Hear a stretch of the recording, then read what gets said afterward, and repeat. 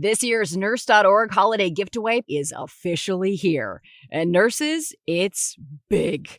From December 1st to 31st, we're hosting the largest giveaway we've ever done, with prizes hand-selected by the nurse creators you love. Win over $2,000 in gift cards, plus dream experiences like NurseCon at Sea, Camp NurseCon, and TravCon. We've also got top shoe brands like Clove, Stand Plus, Uni, Hawkwell, and Calzuro. MDF stethoscope bundles, scrubs from Cherokee, Moxie, Soleil, Figs, and so much more. More than 150 prizes, all free and all for you. Enter now at nurse.org/win and share with a nurse who deserves a little holiday magic. Welcome to Club Nurse. I'm Colton Lord, your host. By you being here today, it shows me that you are someone who wants to learn, grow, laugh, connect, and just let your emotions flow. We are here to share real stories and hear real life experiences from real people. You are not alone in this, and Club Nurse is here to show you that. Don't forget to follow the show and share today's episode with someone you love. Now, let's dive into today's conversation. Welcome back to Club Nurse, everybody. My name is Colton Lord, your host. I have with me today Susan Davis, who I'm super excited to chat with. I actually met Susan at the health conference in Las Vegas in 2024, last year. So I'm super excited to jump into this, talk to you about Rescue RN, and talk to you about what you do in the nursing world. But if you don't mind, Susan, just introduce yourself. Tell us a little bit about your nursing background and how we ended up where we are today. Yeah, sure. So what a crazy route it has been. I think you probably hear that with a lot of nurses, but where we are today is not necessarily where we thought we would be. So I came to nursing as a second/third career later in my life. I actually started out at University of Illinois in veterinary medicine. So large animal medicine. I do raise cattle and horses, and so that was the route I was taking. But my life, pivoted in real time, and I ended up in nursing school. Came right out of nursing school into trauma because it was really the closest thing to animal medicine, right into ER trauma. So I did that, which I love. The love of my life was trauma medicine. From there, I did some open heart, and I had a passion for all things kind of critical, crazy, and fast. When that ER has a certain hum to it, my brain seems to kick in and work better. So I ended up getting my EMT while I was working trauma, and then my paramedic, so I could do some flight. Nice. From there, I did, again, some little bit of open heart, and then I transitioned into education. So I became the director of the American Heart Association because I had three crazy teenagers. And it was really difficult to be a trauma nurse and a mom of three crazy teenagers. Both of my sons, by the way, who were trauma patients during that time frame. So yeah. Wow. Little did I know I was going to be more than prepared for that. But from there, I switched. I was the director of the American Heart Association for a large healthcare system. And I did that for a decade while I went back to school and got my bachelor's, my master's, and my doctorate. And in that time frame, I created my signature program called CodePRep, which kind of started the whole Rescue RN story. And that's where I am today. I'm currently the resuscitation education manager for a healthcare system here in Florida, as well as the CEO and founder of Rescue RN. Amazing. Yeah, I didn't realize that you had worked on some doing some flight nursing as well. I'd seen that actually on your LinkedIn profile today. And I just had a flight nurse on the podcast maybe 2 days ago. But it was very interesting to talk to somebody who had done flight nursing. I guess I had never really spoken to a nurse who kind of went that route. Sounds like a very, very fulfilling, interesting, adrenaline rushing career path. And I'm sure that you learned some really amazing things doing that and some skills that you probably took with you forever. I'm sure you have some crazy stories about flight nursing. Yeah, it is definitely wild. It's really neat. I didn't do as much as most flight nurses because I did have those three insane kids at the time. And so they were for sure. My mom and my daughter were certain I was going to die every single time I went. And so, and my sons were like, "Hey, high five, Mom, that's awesome." So it ended up, and I hated being on call, Colton. I hated being on call. Come 1 minute before that call, you'd be ready to, maybe crack a cerveza, and they'd be like, "Psh, oh, nice try." off you go. So anyway. Through my conversation with her, I was like, I respect this so much, but this is not for me. And I think I do that I never had the ambition to be a flight nurse, but I definitely respect it for sure. So I think that when I met you at Health, I think we instantly kind of just connected, as most, I think most nurses do. But then when you kind of even break it down into subspecialties, ER nurses, you just understand each other. You understand each other's experience, the things that you go through. And again, each specialty has their things that maybe others don't, fully understand. So I think that there's that camaraderie for sure in ER nursing. It's again, kind of with the flight nursing, it's very fulfilling. There's a lot of things you witness, a lot of working, it's literally in the name, being a trauma nurse. So what did you see? Like, what kind of hole or gap in healthcare did you see that, the light bulb kind of went off in your head that got you to want to start? Kind of explain to us exactly what CodePRep and Rescue RN, like, what is that exactly? And what inspired you to start that? Yeah, so it's a great question. So here we are, put yourself into the emergency room. And if you're not in an emergency, like you said, definitely personalities find their way to different units in the hospital. So, there we were, you kind of function always at that hum. And it's a way, I think certain people's brains just work better that, at that kind of a pace, and some 100% want to run the other direction. It's just not their comfort zone. So it was my comfort zone, and I got better. So during those days, we would respond to inpatient codes because the ER would respond. We didn't have a formal rapid response team back then. Mm-hmm. And so whenever there was a code, there would be someone from the ICU would come, someone from the ER would come, and we'd end up wherever in the hospital, whether it be, radiology, CT, any unit, and we would get there. And when we got there, and I think there's probably not a nurse that will listen to this that hasn't had the same experience. We get there, and it was an awkward, chaotic scene. A lot of people wanting and willing to help, but wasn't really happening very smoothly. It was, it's chaotic, it's loud, and you can feel the fear and the discomfort in that room. So when I first started responding to the inpatient environment, I thought, what the heck is going on here? Is cardiac arrest new here? Mm-hmm. Yeah. And it really just, ultimately what got this whole thing going was I hated how I felt my colleagues, how they felt. I could mm-hmm. feel that they were uncomfortable, and I could feel this hierarchy was so gross. I'd never left the ER. I've never worked on a unit before. So I only ever knew that environment. I thought patients were born with monitors. I didn't know. So when, we get there, anyway, the vibes just concerned me. So I thought, you know what, this is not okay. We need to be okay with this, and we need to be good at this, for goodness sakes. Yeah. So that's kind of what started the CodePRep journey. Is at the time I was going back to my master's and I needed a project, and at the healthcare system I was working in, they were said, Susan, can we get our teams to, at least do compressions and, get the equipment there and get it on before we get there? Turns out that Code Blue practice was the #1 most requested educational intervention by nurses worldwide. I believe it, actually. And I think to your point on, coming from the ER, thinking everybody's born with a monitor, I started my career on a med surg floor. And I think it is actually, like, it's a little bit scary, when I look back on those times, because you don't have the luxury of just slapping a monitor on and, seeing what's going on with them. I mean, you have vitals cards, sure, but in the ER, if your patient's not, in a hallway and you have access to the monitor, you have that, something feels off, I'm gonna at least just slap like tele leads on, have the blood pressure cuff cycling. Yes, when you're on the floor, you don't necessarily have that luxury all the time. So I could it is more of like a little bit alarming to not have that almost like safety net to kind of confirm like that you're feeling a little bit weird about what's going on. I agree. And the way it's set up culturally, it's that gut feeling that something's not right becomes really a disruption to the flow of that patient care in a way that's very uncomfortable to the nurse. And it really does affect all the other patients, right? Because all of a sudden there has to be a focus on this. And then we get this nerve-wracking, should I, shouldn't I, or, ooh, I'm not sure, I'm not right. And then we hesitate because anyway, there's lots of becauses. I mean, I have a very long list of the barriers of what causes fear in a nurse's heart and soul to ask for help. That is a long list. Several reasons, yeah. Oh my gosh, it goes on and on and on. And so that was my first, oh my God, first of all, I was like, wait a minute.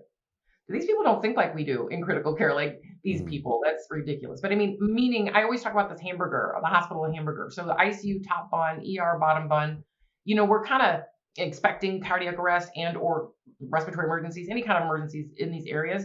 Doesn't mean they're prepared for it, Colton, though. I Yeah. mean, we're not all that in a bag of chips. We're just humans too. Mm-hmm. And there's usually just a few in each of those areas that really run to that kind of thing because they function better. Most everybody else is like, ooh, you know what? That really makes me feel awkward.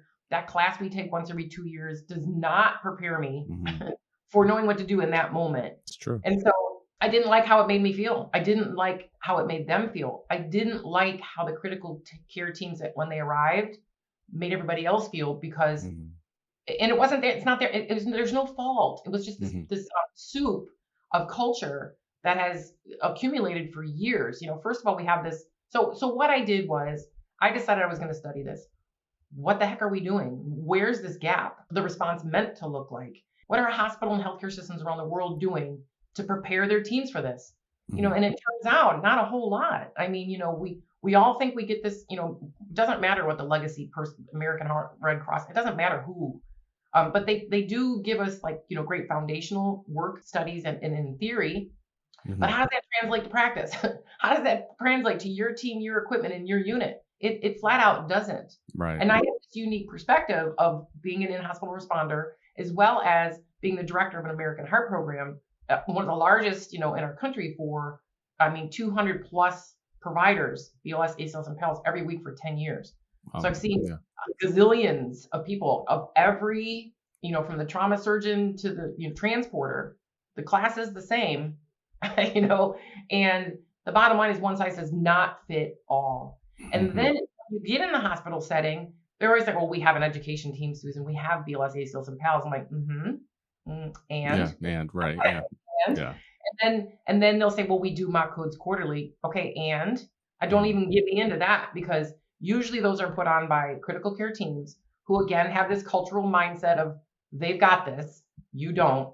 And they like to kind of, and I don't hate on them because I'm one of them. It's just, again, it's just been built up over time. Right. Because they're so used to arriving to the hot mess that they end up having to move people out of the way so that they can do the basics before they can get to the advanced measures because the basics haven't been done.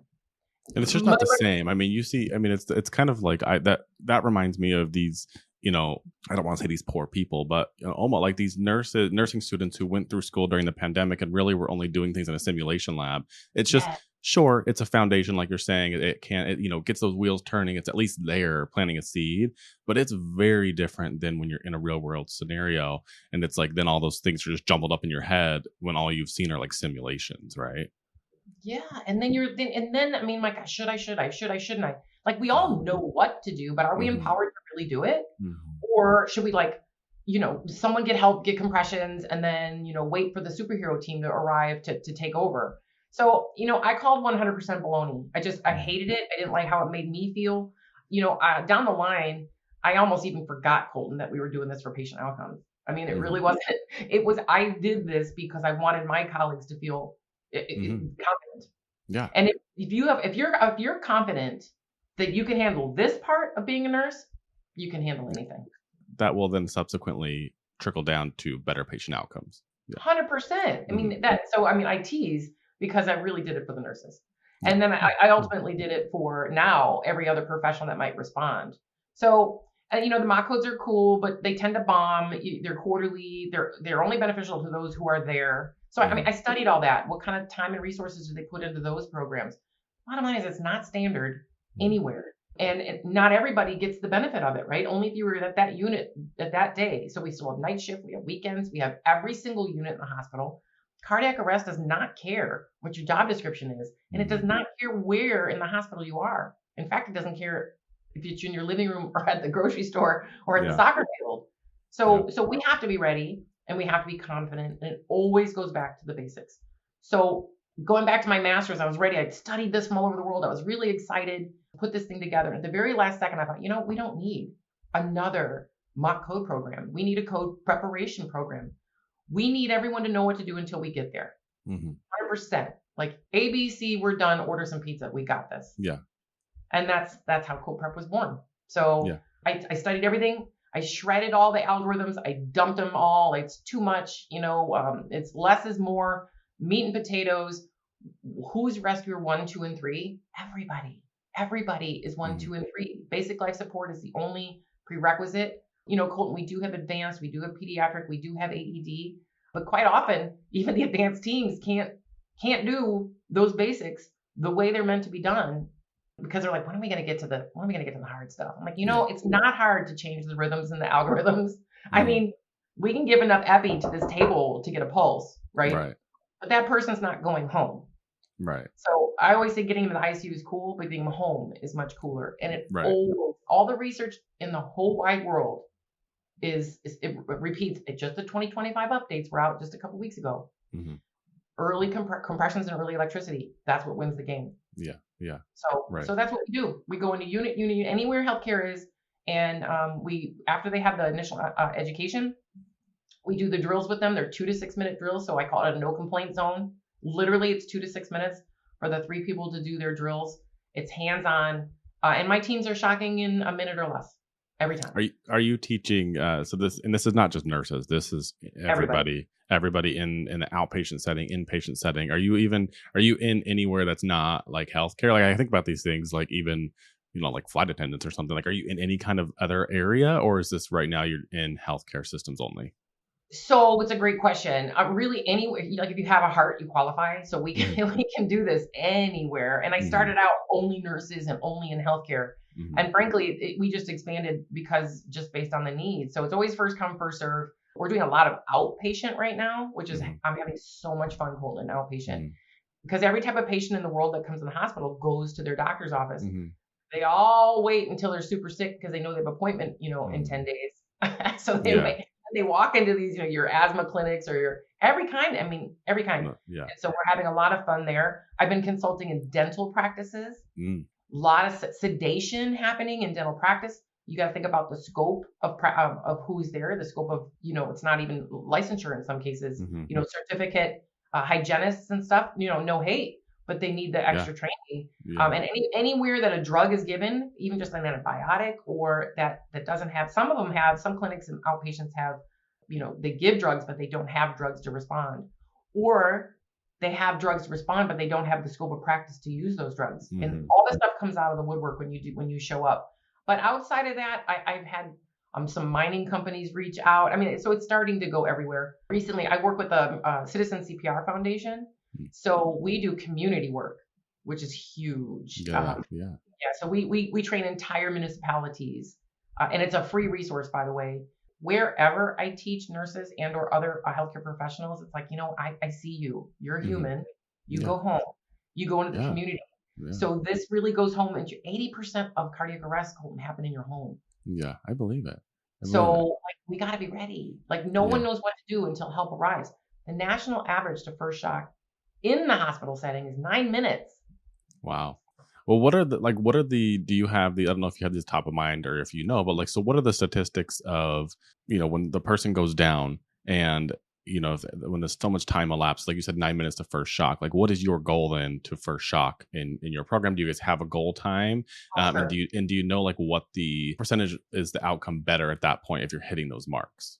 Oh, okay. So, when they say time is brain, every single second, every minute, 10%, you get 10% less chance of any of it, right? So every minute past the arrest. So, our gold standard, according to the American Heart for years, has been 2 minutes or less. In the community setting, it's meant to be 3 minutes. So they're actually creating what's like 3 to 4 minute cities. Some of the AED companies right now are being really creative and trying to get as many AEDs in the public so that no matter where you are, you should be within 3 minutes of an AED, right? Because it's stopping that crazy rhythm that's going to save you. In the hospital, it's meant to be 2 minutes or less. So remember, we said 9 minute average, which means there's a 12 and 15 minute numbers out there and our outliers. So time is brain. You're starting to lose brain cells, immediately at 2 minute mark. The cardiac arrest comes in 3 phases. The initial phase is you still have some electricity. So that's why we've got a shock in 2 minutes or less. It's like when you go out, we're still defibrillating. There's some juice. So you go out to try your car and you go to start it and you still got a little chink, chink. Like, okay, so you only have those first 2 minutes-ish to get that electricity to slap some sense into that heart. The second phase, we're kind of, now we're moving. So electricity is the most prominent, thing in those first 2 minutes. And then we move into the second phase where we start having a mismatch in our cardiac output, what's going in and what's going out. And compressions is the only thing we've got at this point. And then the third phase, which starts at like minute 3 to 5, is, I call it it's like the metabolic phase. So it's like the banana has the spots at this point. Like we're going out, and there's not gonna, who knows how much is less. Now only God knows. But it's in those very first 2 to 6 minutes that'll make or break that human's the rest of their life. Nurse.org and Major League sports teams are honoring nurses with discounted game tickets and once-in-a-lifetime experiences. From throwing the first pitch to riding the Zamboni to on-court recognition, join the fun. Visit nurse.org/nurse night to find a nurse appreciation event near you and grab your discounted tickets today. These are important points to make. And I've told this story before. It always still makes me like feel so uncomfortable inside. But I think it's important to share with people, especially nurses, to make them not feel like, like they're so crazy or things that they, like they have like lapses in knowledge. But when I first transferred to the ER from my med-surg job, I had still never really witnessed a code, and I think when you're a nurse for a little bit, like you're almost like embarrassed to say that, and so then I was working, and I remember I was, I don't remember if I was actually still training or if I was on my own at this point. I think I was on my own at this point.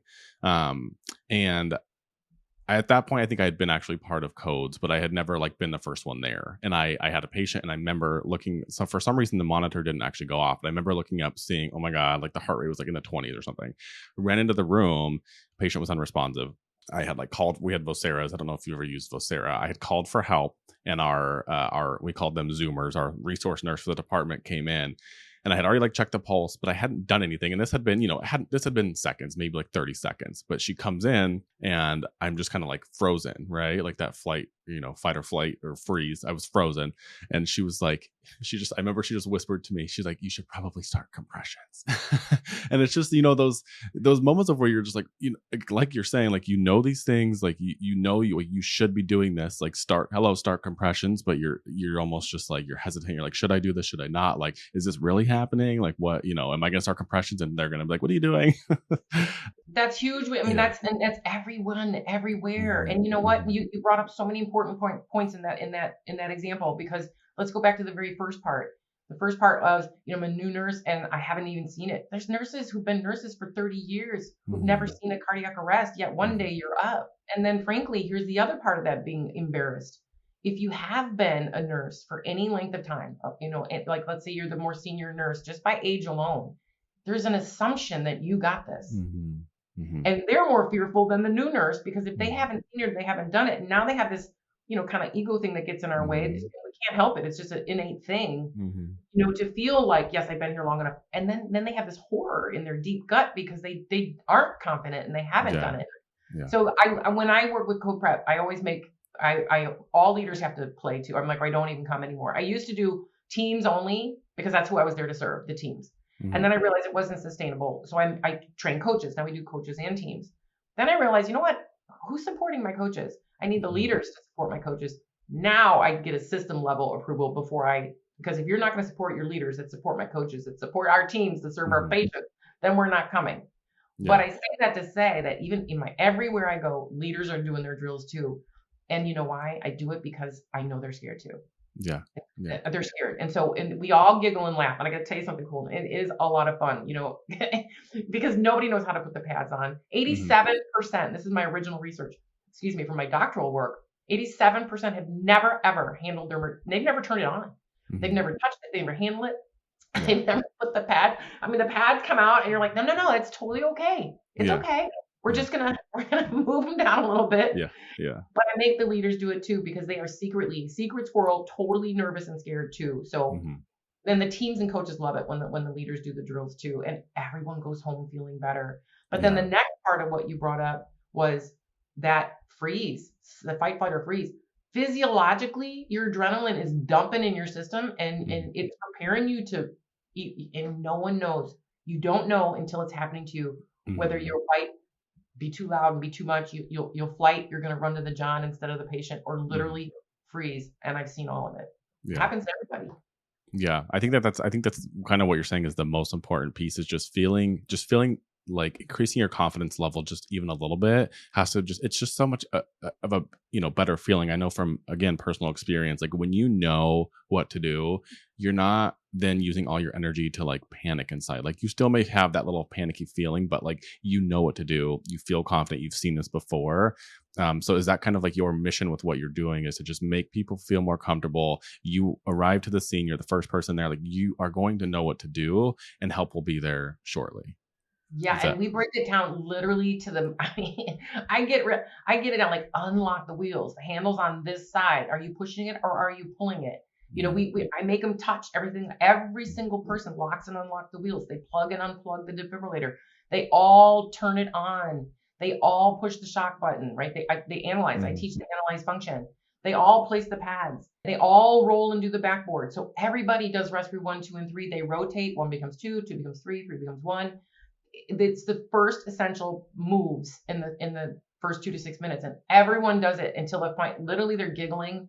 They've got it. The first time it's usually kind of junk. The second time they're like, wait a minute, we can be better. And the third time they're like, rock star. And every single time they're like, is that it? I'm like, that's it. I'm like, stop making more of this. The critical care people make it be like, if you don't know, what is this rhythm and what goes with this drug? And everyone's like, I don't know. Like nobody knows rhythms, but guess what? You don't have to know them, Colton. The machine knows. That's why we spend all that money on that machine, that expensive machine. It knows. So if they can recognize the problem, literally call for help, begin compressions. That's rescuer 1. Rescuer 2 is the closest person to hear rescuer 1. And their first job is to support rescuer 1. We got you. I see you. Slow it down. Speed it up. What can I do to make those compressions better? Lower the bed, lower the rail, get the pillow out. Unshlunk the airway. All we do is open the airway. And rescuer 3 is whoever is closest to that machine. CNAs rocking it. PT, OT, everyone who has basic life support plays, right? So if you're right there, you're grabbing a cart and bringing it. I try to remind everybody that grabbing the cart, everything to save a life is on the outside of the crash cart. So guess who can grab it? Everybody. Everyone, yeah. Everybody. And we even have our non-licensed play. They don't touch the defibrillator, in a healthcare setting, but they do. They can get the backboard. They can call for help. They can do compressions. They can place pads. So we include everybody. And we also, then we go a little bit upstream, and I teach a green, yellow, red. I actually take it from pre-hospital. A green, yellow, red, I call it visual acuity, Colton, and it's like thumbs up or thumbs down. And this is to help that to decide to call, like that hesitation. So we do, is it green, yellow, red, thumbs up or thumbs down, sick or not sick, RPMs, respiration, perfusion, mental status, good or bad. And if it's bad, you have permission to call. Whether it's your MET, whether it's your, nurse stat, whether it's your rapid, hopefully before they're a red. But anyway, and so it's very empowering. And when the leaders and the systems say that we're bringing this program in, they now know they literally have permission. If it's a thumbs down, they're going to call. And it really builds great relationship with the rapid response teams. Rapid response teams don't want to show up and be jerks. They really don't. It's just culturally, and this is not everywhere by a long shot. It's just that it happens. And so if they were to show up, in my goal with our teams is to roll out the red carpet, compressions are going, pads are on. Frankly, we've shocked 2 and 3 times before rapid arrives, our code teams arrive. A lot, it happens. They have time to get report. No one's run away, right? So who is the, nurse is this patient, or you know what I mean?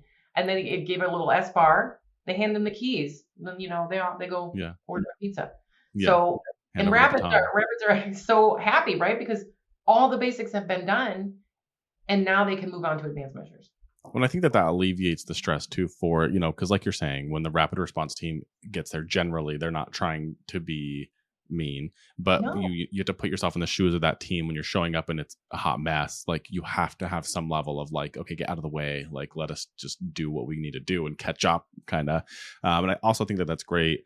Like kind of what you're saying, because I think everybody's been there, whether it was when you were a nursing student, a nursing aide, a new nurse, when the first time somebody says, go grab the code cart, and you're like, all of a sudden you're like, oh my God, I don't even know how to push that. I don't know how to unlock the wheels. And it's like those seconds matter. And then, before you know it, you're there at the code cart, shaking it to try to get it to move. And it's just like those little simple things that you're like, oh my God, I'm so stupid. How do I not? Those are like the thoughts that go through your head, right? Just because it's foreign. And then it's like adrenaline's pumping and it's a very stressful situation. And it's just like, how can I be like, go to somebody and be like, I don't know how to move the code card, like that's so important. Just people don't, I think, realize till they're maybe doing this kind of training, like how important it is to just get your hands on things, right? It's like a new doctor in like, dice, like an anatomy class with a cadaver and just like touching things. Like you just get familiar with things like that, right? You have to touch it. Yeah. You have to touch it. You remember being a new nurse? If you don't understand how to how to get your stuff in your supply room, you're done. Like the most important room, you got to understand how to use your tools. Where are they? How do we handle them? And how can you know algorithms and drugs if you don't know how to unplug it and turn it on? Yeah. I mean, literally. So in my doctoral work, and this is why I do what I do today, because I don't want them going home feeling that way. I can't. And we know what we do. We tuck it down in there. We go home to our families and our loved ones, and we have dinner, and we know what we're thinking inside, and it does not feel well. They might not come back from just this alone, and so that I was calling no on that. There's just no way. So, for the longest time, I did what I called CodePRepping in dark alleys. Because they loved it. I would just go and do the drills, and they would stand taller, and they would literally say to me, "Are you kidding me? That's it?" I'm like, okay, there's a cheat sheet on the front of every defibrillator. Step 1, step 2, and step 3. It's not the scary, beast that you need like a Hail Mary when you pass it every morning. It's actually not such a bad deal. But until you handle it and use it, you don't know it. So we literally break it down to unlocking, unplugging, pushing/pulling. Where do we put the cart in this room? Because you know what that is, right? When the insanity shows up, half the world shows up. They're like the smokers that got kicked out of a restaurant in the hallways. They're in the hall. They're everywhere, and it's like, what is going on here, guys? So we know right where we're going to put the crash cart in this particular room. We code prep that space, and they've done it. They do it once a month. They do it once a month, 2 to 6 minutes apiece. When it happens, it's so smooth and so easy, and I know. I measured self-efficacy. That's all I cared about. They were like, everyone wants numbers, Colton, especially when it comes to resuscitation. They want the numbers. I'm like, if you build their confidence, the numbers will come. Like, we have enough numbers we have to worry about. We have enough to chart. I just want this to be I want them to use their hands, their eyes, and their brains, especially in the AI world and all this stuff that's coming in now. I'm like, nope, guess what? Someone's hands still have to get on that chest. Someone has to grab it and bring it to the room, and we have to be able to work together as a team. So, I'll wrap this up with where we are in 2025 with the new updates that just came out. I mean, the highest and best suggestions from the top resuscitation people in the world, is what a lot of healthcare systems have adapted these days for their American Heart training, which is even if they do the quarterly, they do the quarterly. So it's completely online, right? We take the course online, head home in our jammies. Then we show up to this computer avatar in a closet somewhere in the hospital doing compressions, very difficult compressions, and airway only, right? And somehow that's supposed to translate to the radiology suite, the echo lab, the sleep study room, the med surge, my goodness gracious, endo, right? Yeah. How does that translate? There's no defibrillator or AED. There's no pads. There's no backboard. There's no team. Yeah. And who's messing with airway? I can't. Who? I'm sorry, who? We're not very good at that. Nobody's good at that unless you're respiratory. So, this is a huge gap in my mind because I live in this gap between what we're saying. We're all certified, so you have a provider card. Somehow that means you're prepared for the first 2 to 6 minutes. Right. I don't think so. Yeah. Like, what are you going to do? Pull out your ACLS card and slap it on their chest? Like, that's not right. It's not going to do anything. Just a minute. I'm going to get the algorithm. Yeah, get your little booklet out and read it. I just think it's so like it's so true, obviously, and this makes like so much sense. I mean, I think about, okay, even if I went to grab the environmental services cart, I wouldn't know what to do with it until I mess with it a little bit. It's something. But I think obviously when you're in a code situation, it's somebody's it's life or death. So that's just where I think the fumbling and the freaking out and the panicking comes from, or the fight, flight, or freeze. So what is the feedback you've gotten from these facilities? Have you gotten a lot of positive feedback and testimonials of like, wow, you've really changed the culture of our unit, our hospital, our clinic, and just being prepared in these situations? Like, have you gotten that kind of feedback? And what is what are people saying to you as far as like having like that readiness in those emergent situations? Yeah, so that's another great question. So I'll go back to saying, I was code prepping in dark alleys because they just kept asking for it, right? So the teams are asking for it, and then there was always a passionate supervisor or director, like, we can't wait for the system to get on board here. Like, we just need it. Like, our teams are begging for it. Literally every survey of what can we do for you, nurses? What can we do for you? Like, we want more code training. They're like, anything else? So I just would do it and do it and do it, do it. And then I started to not be able to keep up because I was going to different systems and different places because it's not rocket science at all. And they love it. So they want more. They would go into their, their yearlies with their supervisor and say, what can we do for you? We want more code prep. We want more code prep. I don't think I've ever had a negative other than maybe something that could support them better that my team and I will then create based on, like, for instance, we just in outpatient offices, we're a lot of outpatients, right? You know what? They don't have a standard charting document like we do and I was like, what? So the more we do it, it's always positive feedback. Their people love it. The coaches love being coaches. The teams love being teams. Team members can become coaches. There isn't any prerequisite. You don't have to be a leadership to be a coach. You can just want to feel better yourself to become a coach. It's just a bit more training.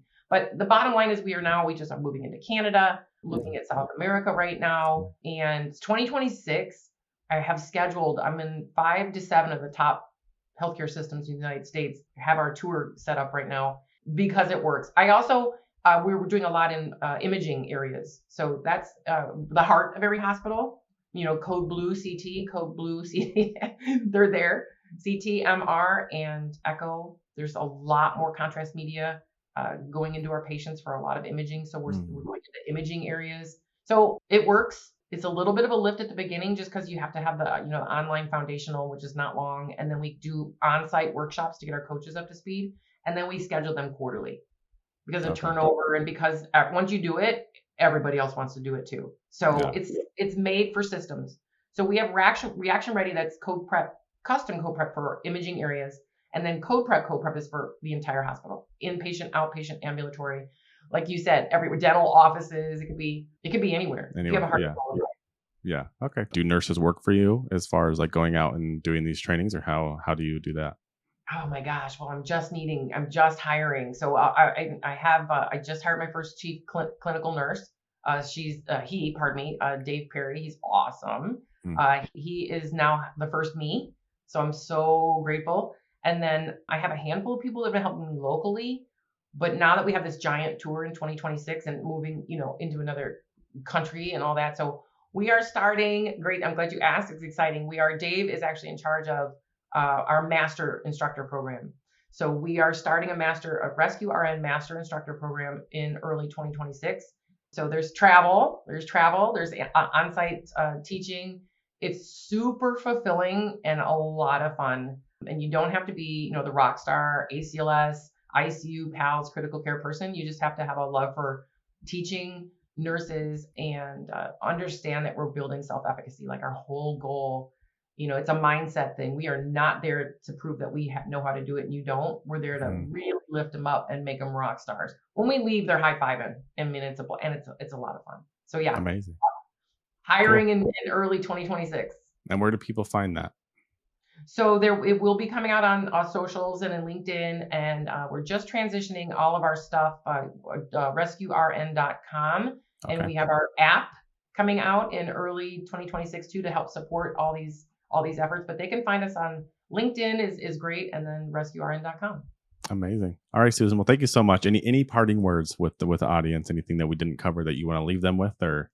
It's okay to be afraid. I think we all have to, it's okay to be afraid. Young nurse, old nurse. If you're not, then there's something the matter. I mean, when someone's trying to die in front of you, scary. Please give yourself some grace. I think my grade is just please give yourself some grace. Don't ever feel less than. That is outlawed in my world. You are, I'm just a med-surg nurse. No, we outlaw that too. You can use your hands, your eyes, and your brains. You don't need all that advanced stuff. So I'm just going to say, give yourself some grace. And give us a call. We'll make sure you and your team are ready no matter. I love that. Well, thank you so much, Susan. I really appreciate your time today. Thank you, Colton. From the bottom of my heart, I wanted to thank you for being here at Club Nurse. I hope you gained something valuable from today's episode. And if you did, remember to share this episode with someone that you love.